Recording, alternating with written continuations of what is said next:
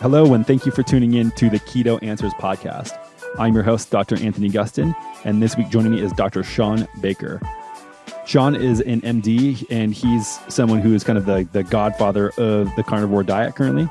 And I'm thinking about renaming the show the Carnivore Answers podcast because we're talking so much about it. But I think it's just one of these trends that's coming up so often and pairs really well with the ketogenic diet into helping reverse a lot of people's health problems. And so Shawn has been using this on himself for over a year. And if you're not sure what the carnivore diet is, it's just basically eating animal products only. And so we dig into this episode about why that would be beneficial, the risks, the safety, the concerns, all of the questions people have about it. Shawn's the main guy to go to on this stuff. So it was fun to chat with him and dig into something that I've worked with a little bit and play with myself, and something that he's been doing for well over a year. So if you have any questions about animal products, if they're good for you, if they're bad for you, if you're questioning doing a carnivore diet, this episode is for you. So tune in, and I hope you enjoy. Before we get to the episode, I wanted to chat about our sponsor, Perfect Keto. Perfect Keto is all about making a ketogenic diet healthy and accessible. Whether you're reading all of our online guides or articles or enjoying Perfect Keto's exogenous ketones or any other keto-friendly products, everything you need to make keto work for you is at perfectketo.com. I know what you're thinking. Hey, aren't you the founder of Perfect Keto? Yep, that's right. And all of my insanely high standards have been put into making each and every product. My background as a functional medicine clinician helps me craft the cleanest and healthiest possible products and the best information about a ketogenic diet. Head on over to perfectketo.com to learn anything you need to know about the ketogenic diet. And if you've never tried any of our products before, feel free to use the code KETOPODCAST for 20% off your first order. With that being said, let's get into the show. All right, Doc, thanks for being on the show today. Hey, Anthony, great to be here. So you're like the de facto carnivore expert in the world now. How did that happen? And for people who don't know, it's just your carnivore diet. For people who have been living under the rock and not listening to any of this podcast, is something that I'm doing personally right now. Is eating only animal products, and you've kind of been the key leader, I would say, and spokesperson for this entire movement. I would say, especially in the last year or so. Yeah, I mean, and I want to give credit where credit's due. There are a lot of people that have been doing this longer than me. There's some people out there that have got, been doing this for 10 years or more that have been around. I've been very vocal about it, probably because of I just see such a huge potential in bringing this into a larger stream. Some of the other folks were kind of quietly going about their business doing it and not really trying to promote it. And I think it has such a powerful impact on all kinds of diseases, and I think it's something that needs to be out there. So I've been very vocal about promoting it. I've also, pretty in depth about trying to look at some of the science and trying to figure out why some of the things are happening that don't seem to make sense. If you look at a carnivore diet, it really breaks all the nutritional rules that we've been told are true, and we're finding that the opposite's true, and trying to make sense of that. So I've kind of dug into as much of the research that's out there. Now, there's not much actually done on strict carnivore diets, but there's stuff that you can kind of infer from some of the other literature, and that's what I've been doing, and I've been obviously very vocal about it and getting good results. And I think other people have also, as they've jumped on trying it themselves. We see lots of people just getting really, really impressive results with this sort of thing. So I think it's kind of neat to see how it evolves. How did you lead yourself down the rabbit hole to get where you're at now? And did you ever think that this is something that was a healthy diet? Because your background, you were a surgeon for a long period of time. Is this correct? Yeah, so I went to conventional medical training. I had the standard doctor training that everybody else has. I specialized in orthopedic surgery, did that for a couple decades. And then, just like everybody else, as you get older, you try to figure out, as your health starts to get worse, as happens to so many people as we get older, try to figure out why that is. And so I'd already had the athletic and the exercise portion down pretty well. I've been doing that my whole life, but despite that, I still was developing kind of diseases of age, and I wanted to see what I could do to prevent that. So I just went down the nutrition rabbit hole and tried all kinds of different diets, from near vegetarian diets to paleo, low carb, a diet like Clarence Bass used to use, a high fiber diet, ketogenic diet for a couple years. And then finally, I just tried the carnivorous diet. And yeah, if you would have asked me 5 years ago what I thought about a carnivorous diet, I would have said it's absolutely crazy. It doesn't make any sense at all, because I still was sort of boxed in by the current nutritional dogma. And it's not till I kind of just sort of looked outside the box a little bit, tried it myself, saw the good results, and then try to figure out how to explain it that happened.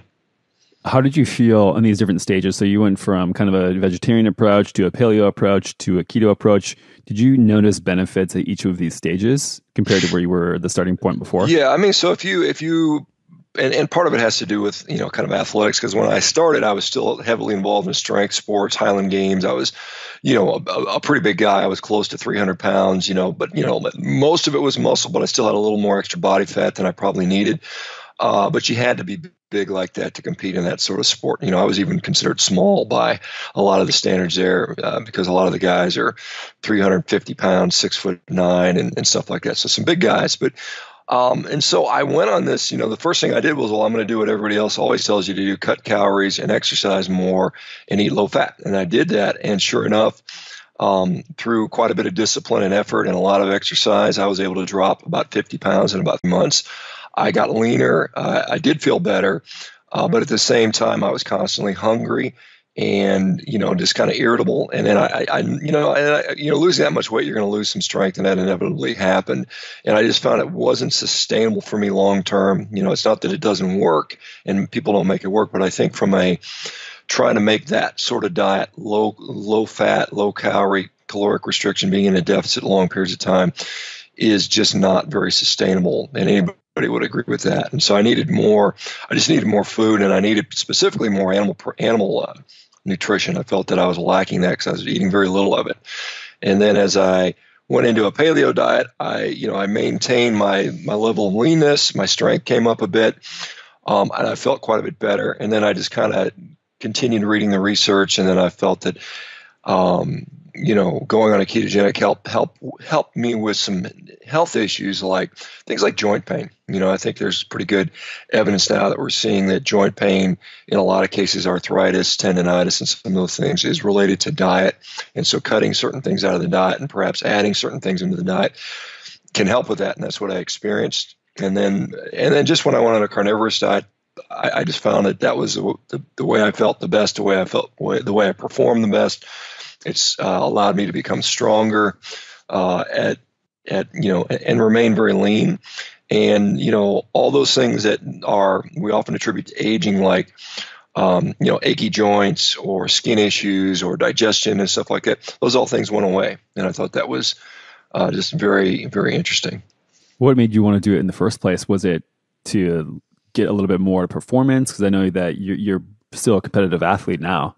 Right. Yeah. So I was always looking at, I'm very much a competitive athlete, and I always want to try to do the things that I can that are legal. I don't take drugs or anything like that, but that legally allow me to perform better. And so I was just reading about, some of the older athletes, older time strength athletes, and some of the stuff in history, and seeing some people that were doing this and seemingly getting leaner and putting on muscle and getting stronger. And so I thought I'd just try that. And so I did. I initially only planned on doing it for 30 days, and that's what I did. And I did a 30-day trial about, I guess it was about 16 months ago that I started this. And then when I finished my 30 days, I thought, well, that was pretty neat. That's pretty cool. And then I went back to the way I had been eating before, and I just noticed I didn't feel as good. And so I after a day or two, I went right back onto a strictly carnivorous diet, and I've been that way ever since, and still continuing to, get stronger and healthier. And so that's just kind of where I'm at right now. What are the things that you noticed that you went back to eating that you felt? Was it like lower energy? Was it more inflammation? Was it a little bit of bloating? Yeah, I mean, it was some digestive bloating. It was a little bit of inflammation, some soreness in joints, and just feeling sluggish, and just not feeling as good. And I think the things, and it wasn't that I was eating a bunch of junk. I mean, I remember the day that I went back, it was just some fruits and nut butter, a bunch of heavy cream. I think I had a few, little bars, like not Quest bars, but something similar to that. I might have had, some lentils or something like that. I can't remember exactly what I had that day, but overall and some rice and lentils, I think. And I didn't feel, I just didn't feel good. And so it was pretty immediate that I noticed that. And I think some of that has to do with a change in the microbiome. I think there's times where here's the thing, because a lot of people go on a carnivorous diet and they'll notice that a small amount of foods that they could tolerate before tend to mess them up, particularly with gastrointestinal symptoms. And I think that's probably I think that's just what it is. I think the microbiome and it has to get used to processing those foods again. But I think something that beyond that, if you go back to eating, let's say in the past, you ate, whatever, some kind of sugar or something like that, and it messes up your digestive system. That's probably just the fact that your digestive system isn't used to handling that. But I think if you go on beyond that, and then all of a sudden your joints start hurting again, then I think that's something to pay more attention to, because I think that is a sign that it's not just your gut not being used to it. It's that your body actually doesn't like that, and it inflames your joints. Right. And one of the things that I appreciate about how you approach everything is that, and I do the same thing. It's like, this is an experiment in an individual level for me to see, and I've done the same path as you, is trying to figure out what works best for me, where I feel the best, where I look the best, where I perform the best. And if that were to be for me, a vegetarian or vegan diet, I would do it. And this is the thing too. It's like, it's not like we're trying to prove any type of point. It's more so just trying to find the truth of what works best for ourselves. Yeah, I agree. I mean, if Twinkies and Skittles would make me a better athlete and have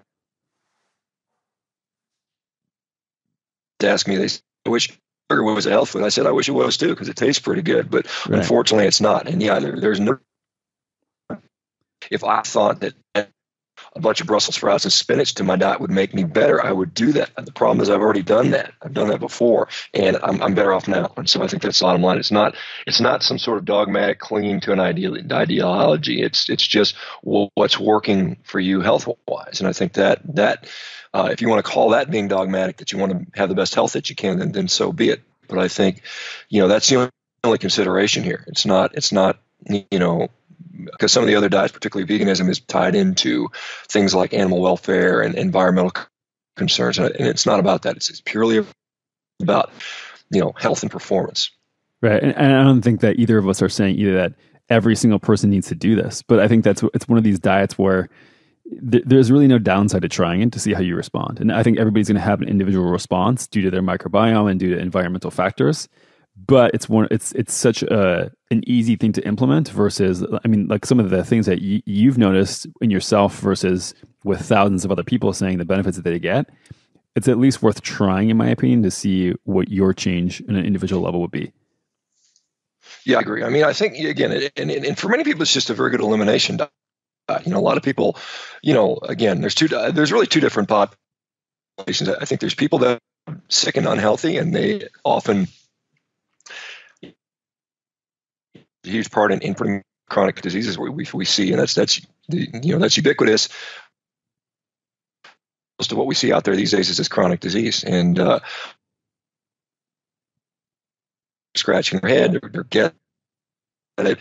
And I think that trying a diet, doesn't matter what it is, but certainly trying something like this is a very simple, and again, it's as simple as it gets. What do you eat? You eat a bunch of meat. It's not hard to implement at all. And seeing how you respond, and then you can kind of figure out, does it work for you? In many cases, the answer is yes. But then two, is there something else you can add to it? Maybe you can add fruit back in, maybe you can add some rice back in, maybe you can add in, certain vegetables back in. And I think that's completely fine, and people should look at doing that. Many people will find that they just prefer how they feel on staying pretty strict at it. And I think either way, it works well. Yeah, and I think that one of the things too that a lot of people aren't looking at is that I think it's almost a self-imposed gut protocol for people to go on. So, I mean, I think that most people think more fiber is better, and there are some people out there who are going against the grain a little bit and showing that for most people, when they have a gut problem, they have more of an overgrowth of bacteria than an undergrowth. So adding any type of fiber whatsoever, like if you look at most gut protocols for overgrowth of bacteria, it's a liquid diet, because that means basically no fiber. And so what I think a lot of people are getting benefit from is a stage of basically killing off an overgrowth of bacteria, where I think a lot of people have problems that they don't realize.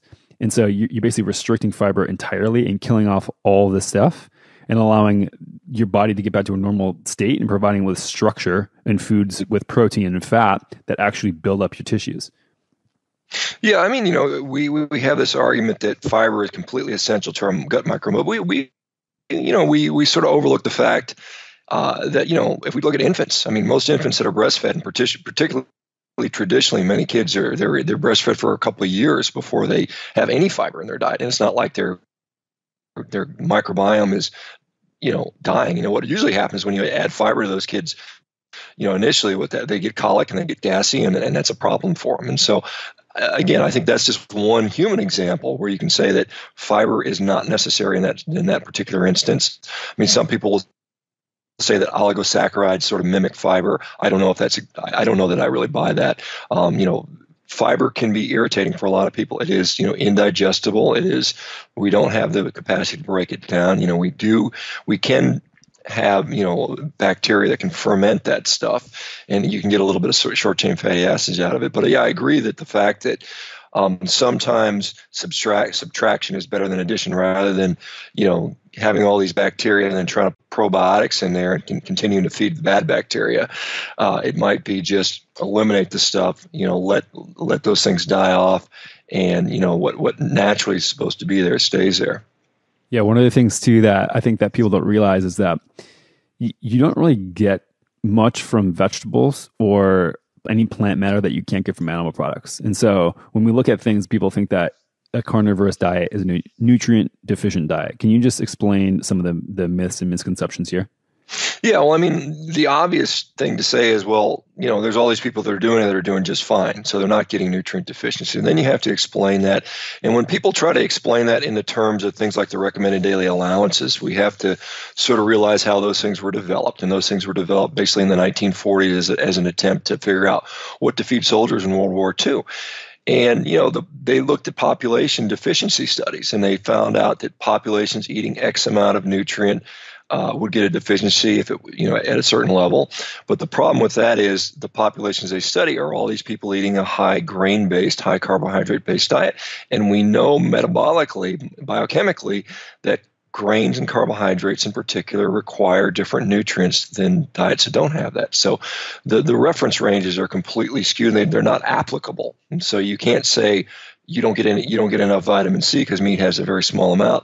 Well, we also know that you require less vitamin C if you're not taking in as many carbohydrates. We know that vitamin C is more bioavailable from an animal-based source than it is from a plant-based source. And that goes on with all kinds of different nutrients, magnesium and all these minerals that are in food, but then we find that fiber and things like phytates, which are found in plant foods, bind those up and make them less accessible to us. And so not only do they does a plant food or a carbohydrate-based diet drive up the requirements for those nutrients, they also make them harder to get at. So, you kind of have a double whammy with nutrition, because the requirements go up. It makes it more difficult to get.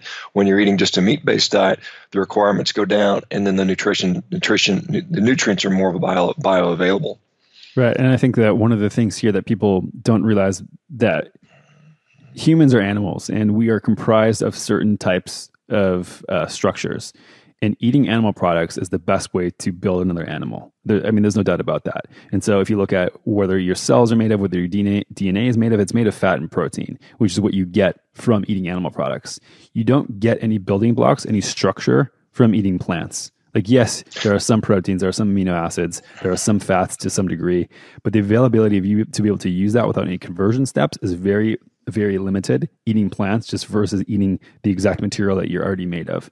And this is something that if you want to thrive as a human, giving your body all this extra work to do to convert it into something usable is going to be, I think, a huge process that is just completely unnecessary. And I think there are a lot of good arguments as far as, why a vegetarian diet might be good, why a vegan diet might be good for certain reasons, but I don't think that we could ever claim that it's the best for health and general health, just from what we're made of and what plants are made of. Yeah, I've made that argument before. And certainly I think that, again, if you compare a vegetarian, a vegan diet, or a lot of other diets compared to just a regular old junk food diet that most people are on, you're going to see a health improvement. There's no doubt about it. Now, is that ideal? Is that optimal? I would say no, it's not. There are certainly some people that can make it work. It often requires very careful meal planning, multiple meals, sometimes 6, 7, 8 meals a day, lots of supplementation, and they can do okay. I still think they're shortchanging their ultimate potential. Now, again, it's absolutely true, and this is a very simplistic way of looking at nutrition. But yeah, we are, humans, and I've operated on a lot of human beings and cut them open, and they're made out of red meat, and that's just the bottom line. I mean, and every animal cell has basically the same stuff in it. Now a liver cell might have a little more concentration of one nutrient versus another, but they generally all have the same thing. And so if you animal cell, whether that comes from, ribeye steaks or liver or brain or kidney or whatever, you're going to get what's in animal cells, and you're going to get what you need in the concentration you need it in. And generally the question is, well, how much do you need to get? And I would say the answer is simple. How hungry are you? That's why you have an appetite in the first place. When you're getting the food that you're designed to eat or optimally eat, your appetite's going to work pretty well. And that's why so many people find that they can eat without counting macros, and they're not, for general. Now, I think when you get off into specialization, when you have particular athletic goals, you have certain, performance goals, body composition goals, you have to be a little more meticulous about that stuff. But I think from a general health standpoint, how do I just become a healthy, normal, general human being? I think just eating to appetite, eating animal products is a very good strategy to get you there. Yeah, I think one of the things that I noticed, and I think there are several reasons why this is, but I can eat until I'm stuffed, but I'm never going to be overly full like I would be even eating salads. Like I will eat to satisfaction, and I like, it's so difficult to overeat. Like I try to do it at times because I don't think I'm getting enough food, or I know I'm going to be fasting for the next day or so. So I want to have a lot of food intake, but it's almost impossible to feel overly full, like uncomfortably full, like I would if I'm eating vegetable and meat.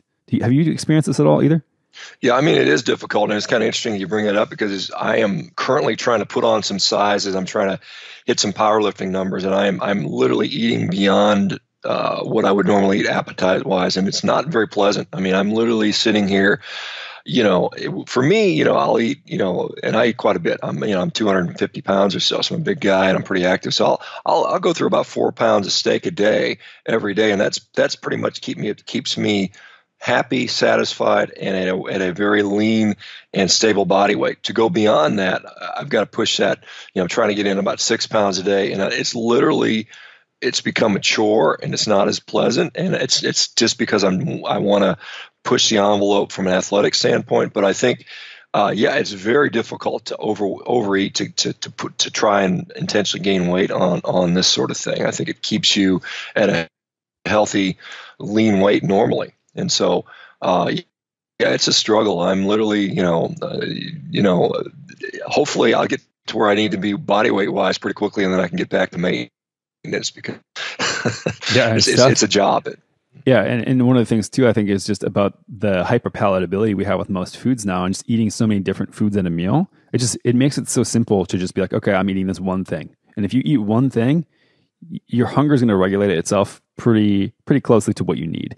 There were, I would say, very few times where humans throughout history would have several different things to eat at a meal, every single meal. And I think that having this variety in our diet is an artificial thing that modernity has provided us with, that allows us to overeat because things are so new. I have a bite of this, then I have a bite of this, then I have dessert, and then I have that.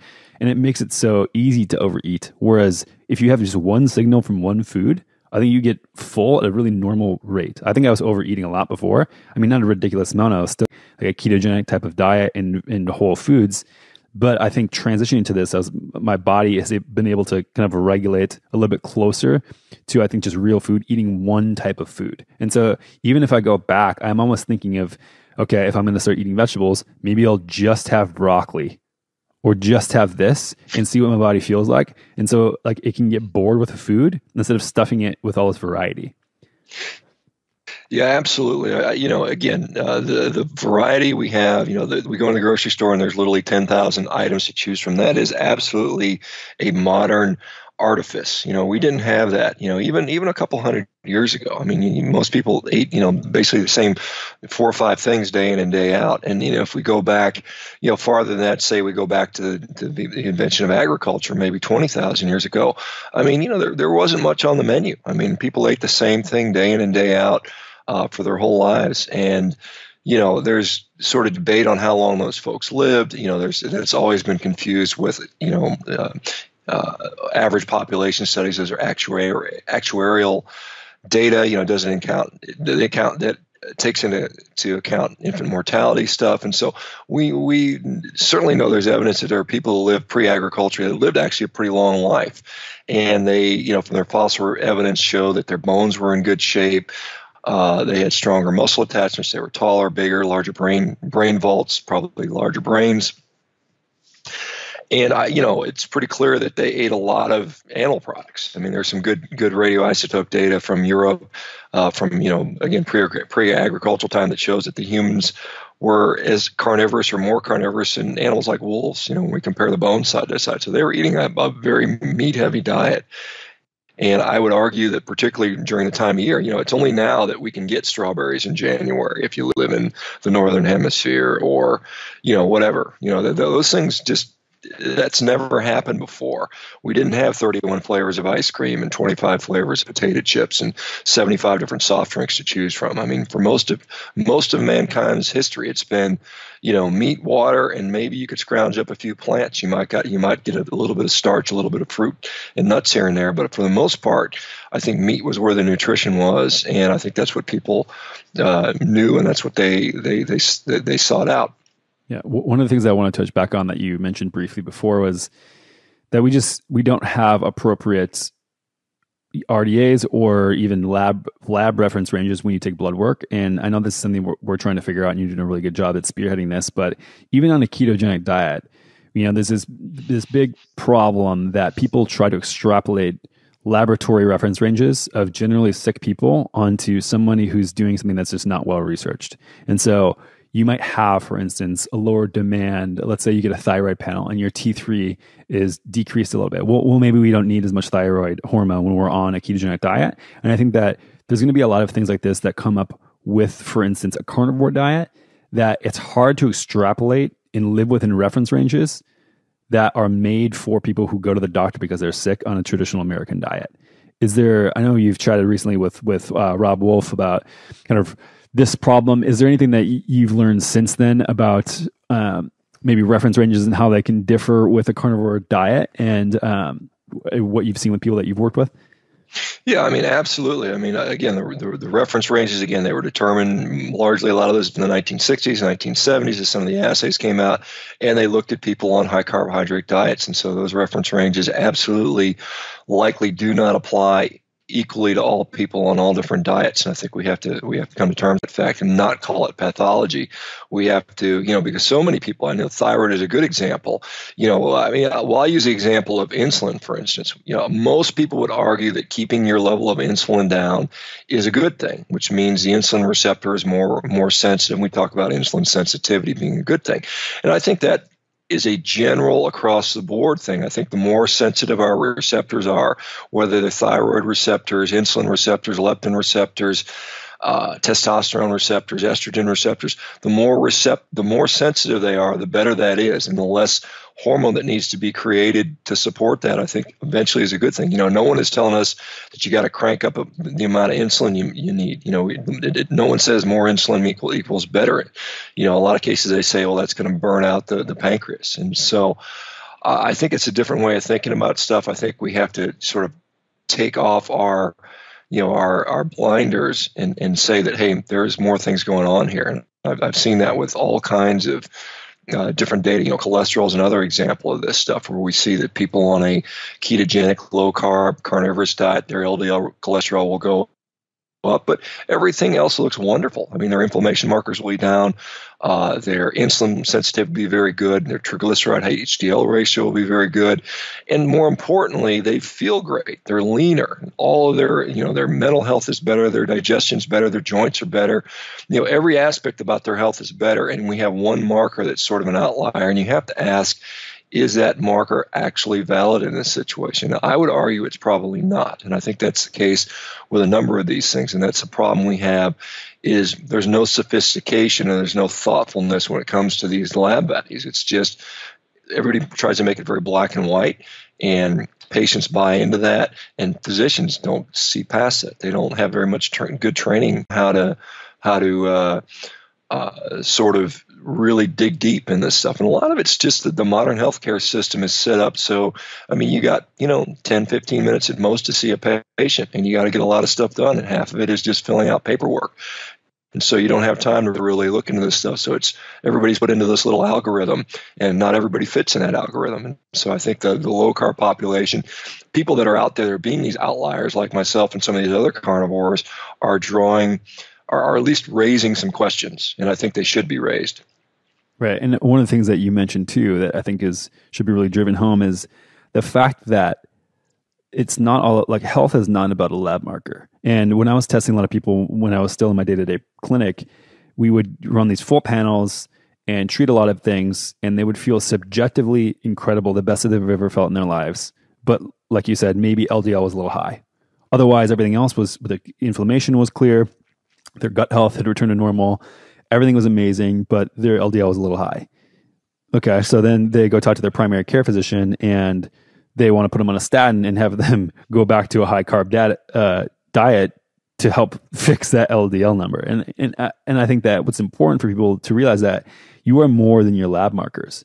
If something is out of range, it could be completely irrelevant to your actual total health as a human being. Yeah, I agree. I think, this is the other thing with a lot of things, we measure blood markers because they're easy to get. It's easy to draw blood. It's harder to take a tissue biopsy. It's harder to, it's more time consuming to put through somebody through a banner of physical fitness tests, and, all these things that really are better at assessing someone's health. We don't do, but we do these lab tests because, they're easy to do.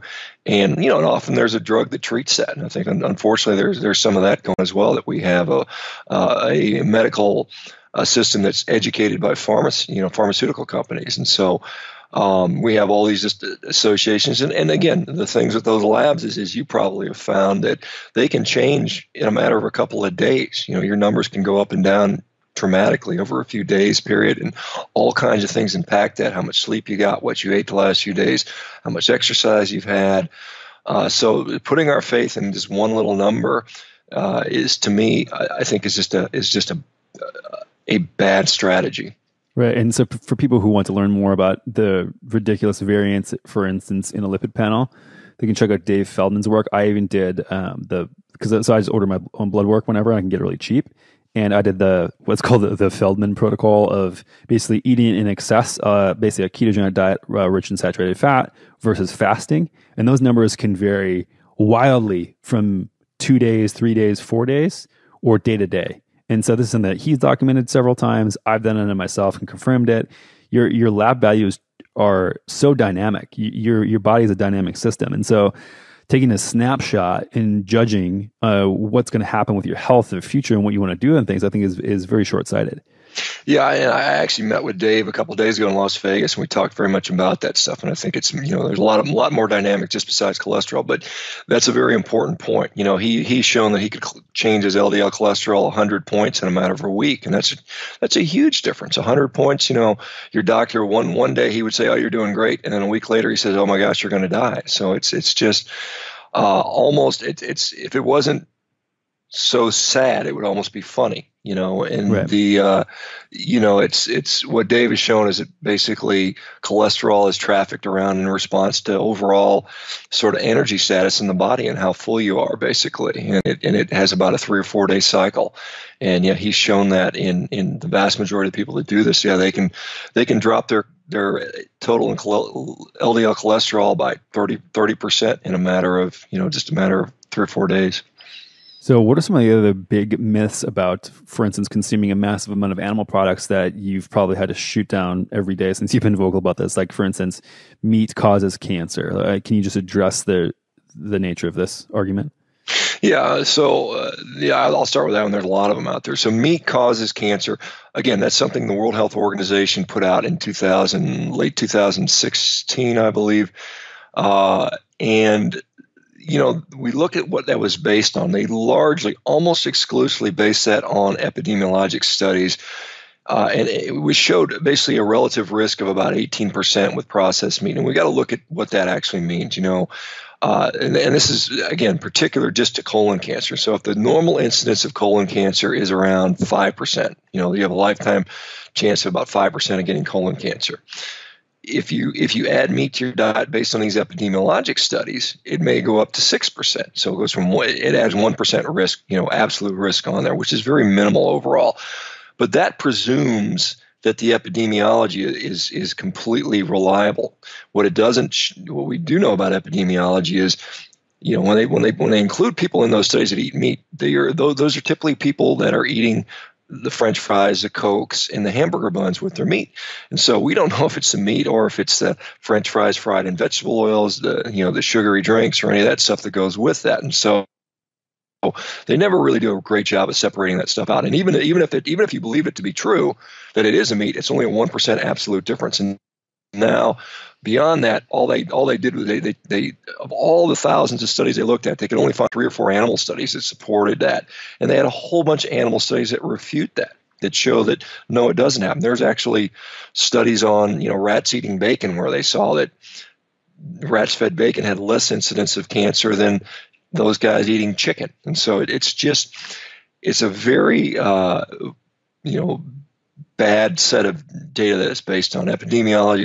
Is an awful way to draw conclusions about what to eat on a diet. And there's all kinds of studies out there, randomized control trials that always sort of refute what the epidemiology shows. In fact, there was a nice study somebody posted a while ago showing that they looked at 12 sort of epidemiologic studies, and they had like 70 studies that were supposed to sort of confirm the epidemiology. Every single one of them, 100% of those studies did not agree with the epidemiology, which shows you how unreliable using epidemiology is. The World Health Organization has come under tremendous fire for those proclamations. And, I think there's a lot of people that strongly disagree with, their methods, the way they chose that, and what it actually does. And we think about it, when we look at relative risk, let's just say, for instance, that eating meat, there's an 18% chance you're going to get colon cancer based on their study and based on relative risk. Well, let's look at all the other relative risks out there. We know that obesity has a much higher relative risk for developing colon cancer. What happens to people that only eat meat? They generally get leaner. We look at inflammation markers. What happens with inflammation and relative risk for cancer? If your inflammation goes up, your relative risk for cancer goes way up. Well, what happens with meat eaters that only eat meat? Their inflammation markers go way down. The same thing can be said for hyperinsulinemia and for all kinds of other factors that meat eating seems to improve. So if we were to play the relative risk game, you would see that meat eating, particularly when we're only looking at meat eating, drives you so far negative that one little elevation risk on epidemiology is actually minuscule at this point. Right. And so people who just aren't aware of what epidemiology is versus like a randomized controlled trial, I think that people who aren't used to reading studies will think that, oh, well, it shows that this is that. So epidemiology is essentially taking large scale surveys and deducing conclusions from that, which is, like you said, very poor way to guide specific nutritional outcomes from that. Maybe it'll give us a theory, which we should dive into with a randomized controlled trial. But it's like saying as well, like let's say on that survey, people who wore khakis instead of jeans also had a relative risk of 18% higher colon cancer. Okay, does that mean that the khakis are the ones that, or what causes that? Of course not. And so that's what you said, like these are also people who are probably engaging in other behaviors, or who, people who are taking the government recommendation on eating less meat or eating less fat are the people who are probably making other better lifestyle choices. And so maybe that, accounts for some of these changes and some of the positivity in that.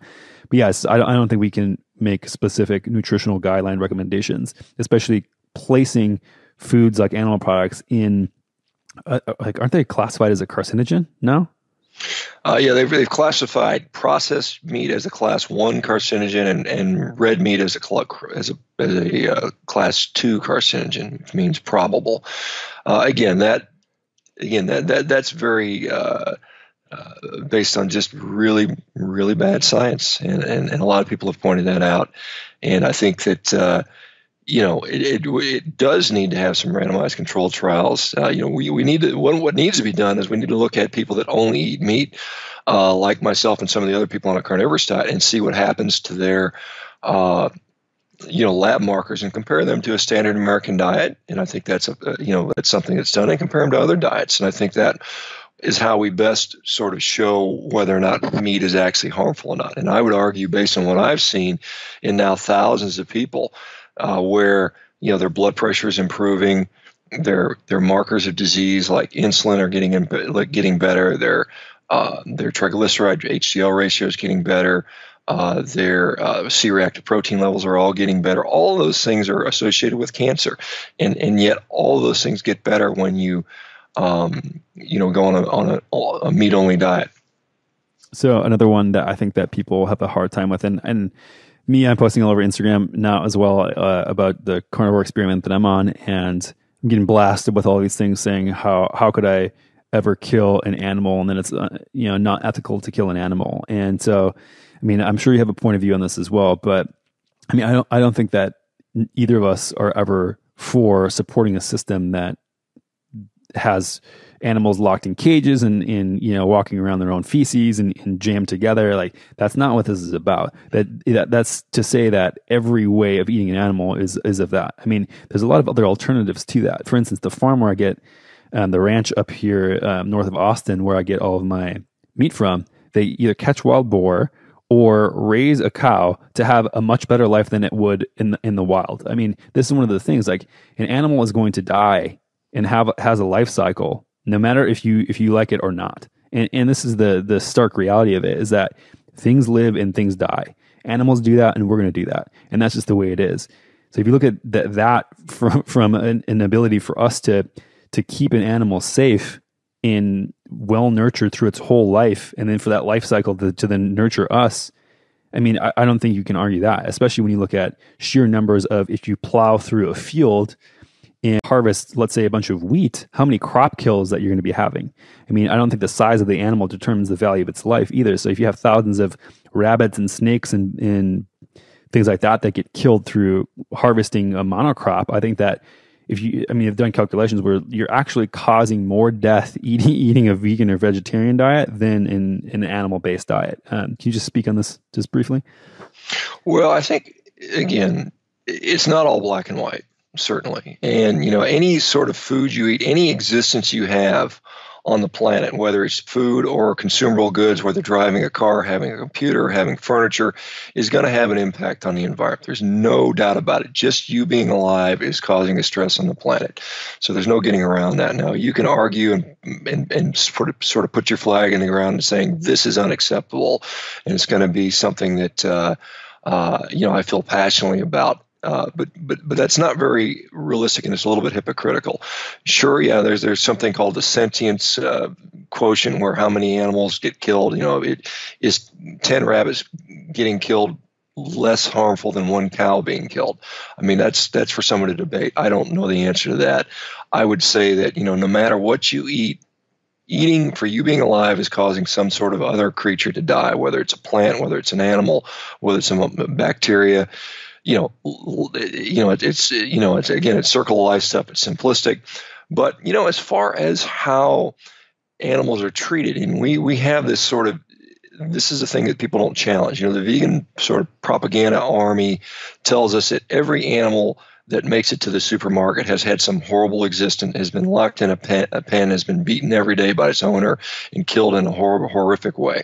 That's not the reality. Now, that may happen occasionally, and certainly those people that do that should not be allowed to do that, and there should be laws that prevent that, or laws to prevent that.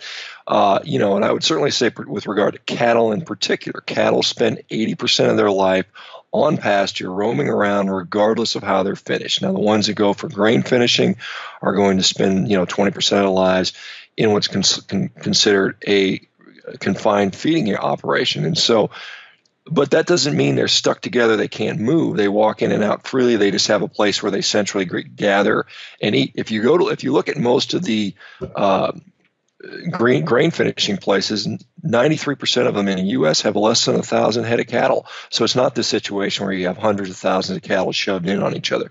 Now, I will say things like the poultry industry probably have more work to do, because they, particularly if you have a chicken in there that can't turn around in a cage, that's unacceptable to me. I understand why they put them in cages, because they'll peck each other apart. I mean, they're vicious and they'll fight each other and injure each other. But, there's ways to do that, and there's ways we can improve that. But again, there's a big sort of misunderstanding and a skewing of what our perception is about how animals are raised based on vegan propaganda. And it does not represent the vast majority of what's going on. We have to understand that. It's not black and white. There's a lot of gray areas there. And additionally, again, all these cows that we eat, and we do eat them, and we have to. I mean, they're our food, basically, and that's just the reality of it. It's a sad reality, but it's a reality. We have to eat to stay alive and to stay healthy, and that's what we need to eat.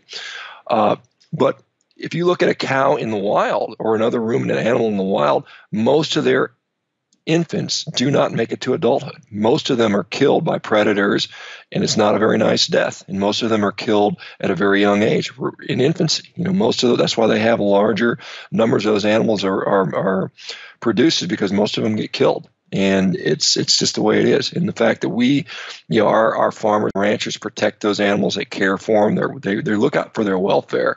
They want them to be healthy. They want them to be free of disease as long as possible. And then ultimately they know they're going to be killed for food. But at the same time, they protect those animals. They go out in the freezing cold and the rain, and they take care of the animals when they're sick. They bring them into their houses. They bring them into their inside. They shelter them. And again, we've got to congratulate these people instead of demonizing them. Right. So what are some of the other, is this let's say everybody, obviously not tomorrow, but over the course of time, switch to a carnivorous diet?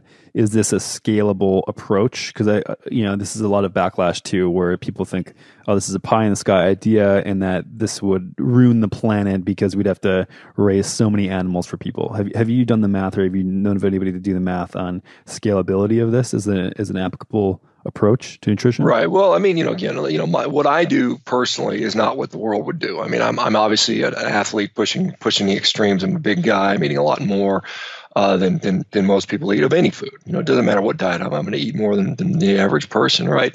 But I've done some of the math with Peter Ballestedt, who's a forage agronomist who kind of knows some of this math, and he calculated that in order for every human being on the planet to get 1 pound of beef, okay, which would be a tremendous improvement in what's going on. Typically in the world, it's less than like an ounce per person. If you look at all the third world nations and stuff like that, but to move that up to about 1 pound a day for every person on the planet would require approximately doubling of our cattle supply, which we could very easily do. We have the room to do, but we would have to adopt better efficiency standards, because most of the way cattle is raised around the world, particularly third world countries, Africa, Southeast Asia, and some other places, is very inefficient. So in order to do that, we do have the land to do that, and we would just have to adopt the efficiency standards and the distribution standards to meet that goal of, say, 1 pound per person for every person on the planet, and that is doable. And again, no one's going to adopt 100% the same diet. It's never going to happen. So that's a moot point. It's not even worth discussing. Now, what is worth discussing is, can animal agriculture be a net positive for health and for the environment? I think it can be, particularly if the animals are pastured appropriately. There's some good data out there showing that if animals are pastured appropriately, it can actually reverse some of the global climate change and some of the greenhouse gas effect through carbon sequestration and methane sequestration. And so it can be done. It's just a matter of the willpower to do it and the political force to do it. Right now we have a huge political movement that's sort of driving us towards plant-based and processed food-based. And quite honestly, let's just face it for what it is. It's really a processed food push, and it's basically backed by the processed food companies that want to make a huge profit on synthetic meats and stuff of that nature. So they, of course, are going to put a lot of propaganda and dollars into supporting an environmental argument and an ethical argument because it suits their financial goals. Right. And I think you make a good point here about it can actually be an environmental positive having a more animal agriculture system set up. For instance, when we eradicated all of the buffalo and didn't replace any of them, I mean, this is where we get the Dust Bowl. When we have monocrops, we look at, just growing one crop in an area for a long period of time. We make that area, there's this desertification that we turn the landscape extremely arid and nutrient deficient. And it's been shown that having ruminants especially trample over the grass, eat it all, have their manure spread around, and then putting them from one area to another actually helps drastically improve the local ecology in the system. So I think that we have a lot of work to do there. Are there any other major myths or misconceptions or things that you have to answer multiple times on a daily basis? Yeah, I mean, the whole thing about meat rotting in your intestines and you having constipation, I think Right. that is another myth. And I think it's something that, more and more people are understanding. As more and more people do this, they find that that's not at all what happens, basically because meat is so well absorbed by the small intestine. We have all these tremendous ways. We have a very acid, hydrochloric acid-based stomach system, gastric system that dissolves the meat. We have all kinds of, pepsins and trypsins and all these other proteases in our small intestine, which absorb that. We have all these dipeptide transporters for things in meat like carnosine, carnitine that are directly absorbed into the intestine. So we have this huge system that's set up perfectly to absorb meat. And, we've got ileostomy patient studies where we can look at what comes out of the small intestine. And when you eat meat, nothing really comes out. It's all absorbed in the small intestine. So it doesn't sit there and rot in your colon. The only thing that makes it to your colon is a little bit of liquid, which you then have to reabsorb, liquid and minerals. And so there's no such thing as meat rotting in your colon. And constipation is, you have less bowel movements and you have smaller bowel movements, but it's not because you're constipated. It's just because you're not wasting all that food you're taking. And when you're on a high fiber, high vegetative diet, I mean, most of the nutrition or a large part of the nutrition just goes straight from your mouth to the toilet and you can't even access it. And that's why you have these, large bowel movements, which I would argue are in no way necessary and does not point to good health. There's no evidence that, good evidence that shows that is in any way linked to better health. Right. And I think that people get confused that there are different parts of your digestive system. And so, for instance, you have a small intestine and a large intestine. And then the small intestine, the job, to put it in a very simple term, is to extract nutrition from your food and put it in your bloodstream so you can actually use it. The large intestine is to kind of soak up whatever's left over and to prepare it for excretion. And this is where people get the putrefaction question wrong, in my opinion, whereas protein in your large intestine, if it does not get absorbed, maybe there's a hypothetical situation where that can lead with some type of bacteria to some putrefaction. But the irony of this is that plant protein is the stuff that isn't absorbed very well in your small intestine, therefore leading to large intestine putrefaction. I mean, do you have anything to add there? I mean, is that accurate? Yeah, that's exactly accurate. I mean, putrefaction, it's not a very nice sounding word because we just have a bad connotation to that, but it's the same thing as fermentation. It's just the bacterial action of, fermentation is a bacterial action on carbohydrates, and putrefaction is a bacterial action on protein. And you're absolutely correct. Plant proteins have a harder time being absorbed by the small intestine, and thus plant proteins, if anything, spend more time in the large intestine being putrefied. There's a nice ileostomy study looking at soy protein versus animal protein, and it's exactly what it showed. The soy protein was more likely to not be absorbed by the small intestine and get into the large intestine where it would undergo putrefaction. So, if you want to say putrefaction is bad, then don't eat plant protein because you're going to get more putrefaction with plant protein. So you on a daily basis, you're eating like 4 to 6 pounds, like closer to the 6 pound range right now is it just primarily, I know you're a big ribeye fan. I see you on your Instagram, you're loading up cartfuls every day. Is it just ribeyes? Are you getting in organ meats? Are you switching up and having different cuts of meat? What's your approach here? Is it just kind of whatever comes? It's pretty much been fattier cuts of meat, as I find that to be more satisfying. I think there's an evolutionary argument to be made why we prefer fattier cuts of meat. I think our initial initially humans, ate and very, very successfully hunted large ruminant animals and things like mammoths and elephants, which were fattier animals. And I think that's one of the reasons we evolved that way. And I think we need the fat. And so I tend to preference the fattier cuts. I don't go out of my way to eat organ meats. I don't find that it's necessary. I think it goes back to this. An animal cell is an animal cell, and if you eat enough animal cells, you're going to get what you need, from doing that. And so I've done just perfectly fine, straight up with just pretty much steaks. Sometimes I'll have some eggs. Every once in a while, I'll add some seafood. Typically it'll be shrimp. But I mean, for the most part, I'd say 99% of my diet is just some sort of steak, red meat, and it's often a ribeye. Yeah, and so another question here that I think I get asked a lot too, because I'm so, we have Perfect Keto, which is just such a keto heavy focus. And going to this, people have this crazy fear on ketosis that if you eat protein over, 0.8 grams per kilogram, that you're going to get kicked out of ketosis and that, your whole life is going to go down the toilet. And so I've actually, I'm eating around 2 to 3 pounds per day of meat. I'm a gaunt child compared to you, so I don't need 6 pounds. But when we look at this, I'm at 0.8 to 1.0 millimolars on a ketone meter. So I'm technically in ketosis most of the time. I'm also fasting way more now because I have a giant meal and I'm just not hungry.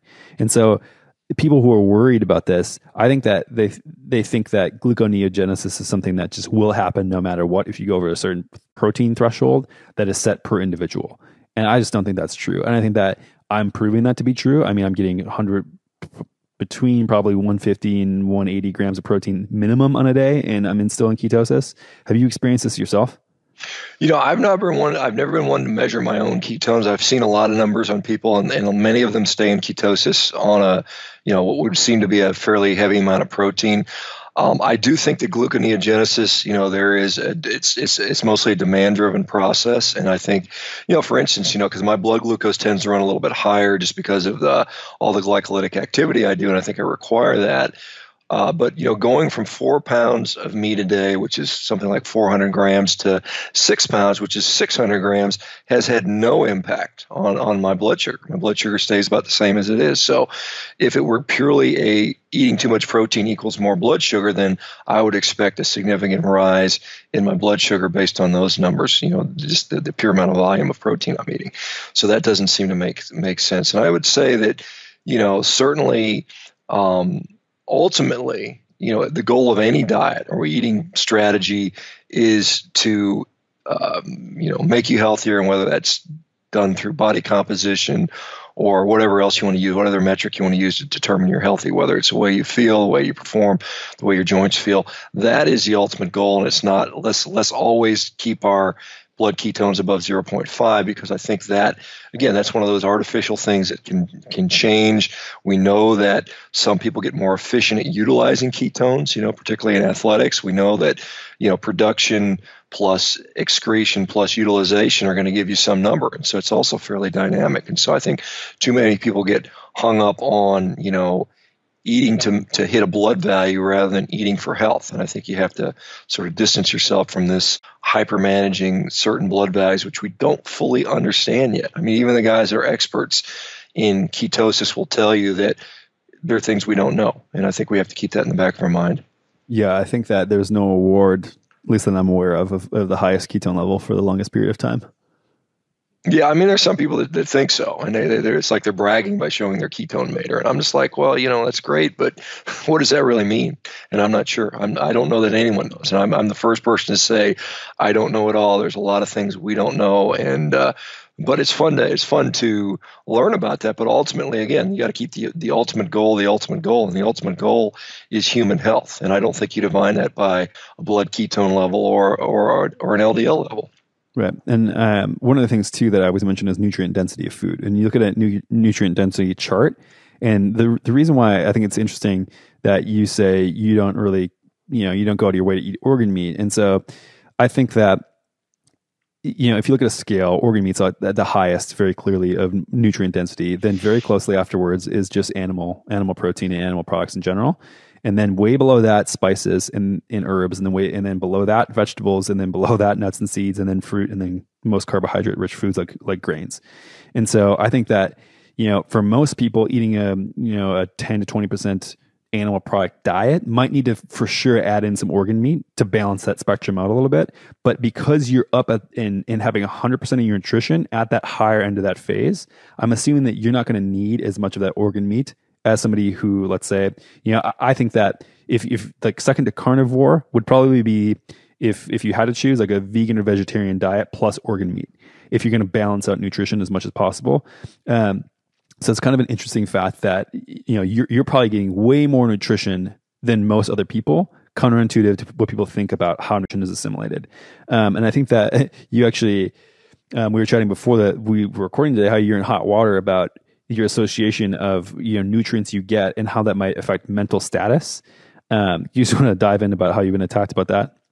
Well, I mean, it's not. I mean, I don't think anyone out there will say that. Well, there may be some people who are oblivious to this fact, but I think it's very clear that nutrition impacts mental health. I mean, just like our brain is part of our physiology, and we know that poor nutrition negatively impacts physiology, whether it's diabetes, high blood pressure, or arthritis, or any of those things. But mental health disorders are also just the same thing. They're just a disease of physiology. And I think that nutrition makes a big impact on that. So I just commented on the recent, the fact that there was a recent shooting that involved a vegan vegan activist that kind of obviously is mentally imbalanced and went in there and shot a bunch of people and killed herself. And I think not to point out that a vegan diet necessarily is what caused this, but I think in general, we have to look at the fact that nutrition, whether it's nutrient poor from lack of animal protein or animal fats in a vegan diet potentially,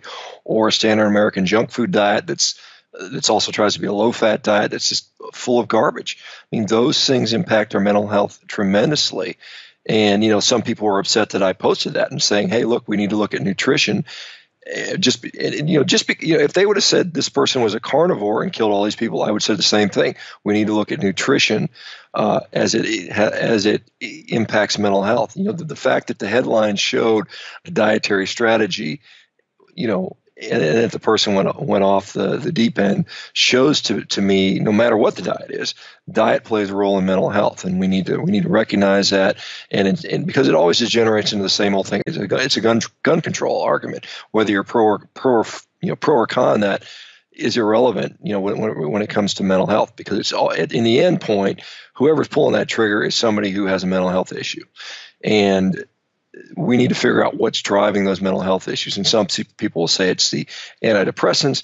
Well, I would say the person went on an antidepressant because they had a mental health issue. So we got to go back even farther. And I think there's a lot of people that would agree that bad nutrition leads to mental health problems. And it may be, and maybe some of these people go even worse, being on certain drugs.